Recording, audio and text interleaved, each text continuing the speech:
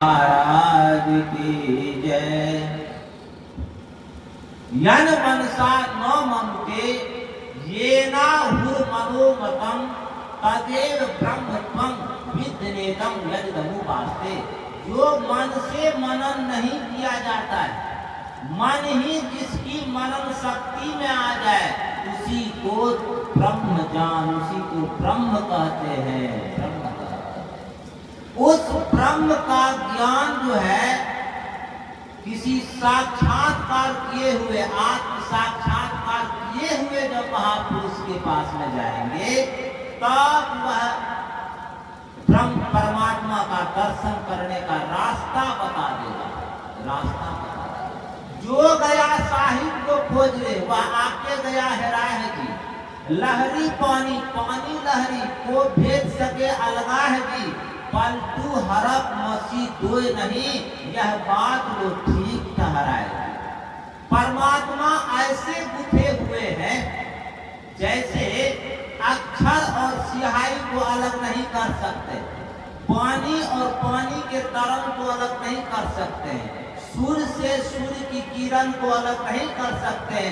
ऐसे ही हमसे परमात्मा अलग नहीं है, अलग रह ही नहीं सकता है, क्योंकि परमात्मा सर्वव्यापक है और सर्वव्यापकता के परे भी परमात्मा है। एक बार एक युवक गया संत कबीर साहब के पास में। वह कहता है, युवक बाबा आप परमात्मा को देखे हैं? हाँ हाँ परमात्मा को देखे हैं। तू कहता कागज की लेखी है, मैं कहता आँखों की देखी। मैं आँख से परमात्मा को देखा, तो हमको भी दिखा दीजिए। तो कबीर साहब कहते हैं तुम किसी की बाराती गए हो? हाँ बहुतों की बाराती गए हैं। जब बाराती जाते हो तो दरवाजे पर पहले स्वागत होता है बाराती का, सबसे ऊंचा दूल्हा का आसन होता है, और स्वागत सत्कार के बाद दूल्हा को कहाँ ले गया? विवाह मंडप पर। विवाह मंडप पर विवाह संस्कार संपन्न हुआ। विवाह संस्कार संपन्न होने के बाद दूल्हा और दुल्हन का एकांत निवास हुआ। एकांत निवास में एक बात हुई, तो उस बात को तुम बता सकते हो क्या बात हुई? तो युवक कहता है जहां दूल्हा और दुल्हन का एकांत निवास होता है वहां बाराती की पहुंच नहीं है। बाराती तो दरवाजे पर से ही विदा हो जाता है, वहां बाराती की पहुंच नहीं है।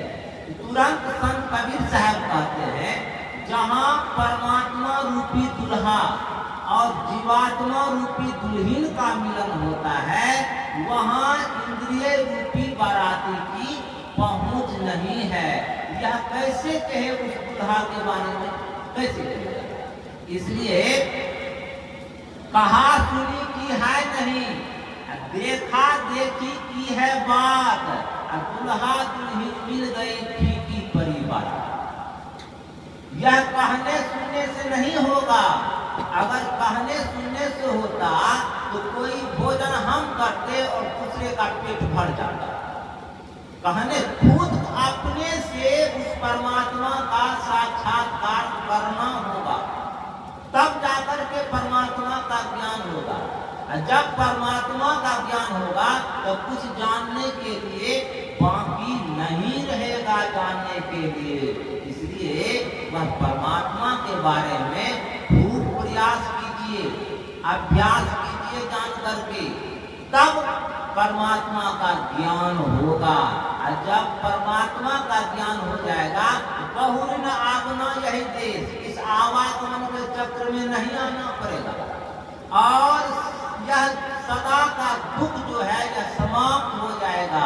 इसलिए हम परमात्मा की भक्ति करते हैं और भक्ति से पहले ईश्वर स्वरूप को जानना बहुत ही जरूरी है।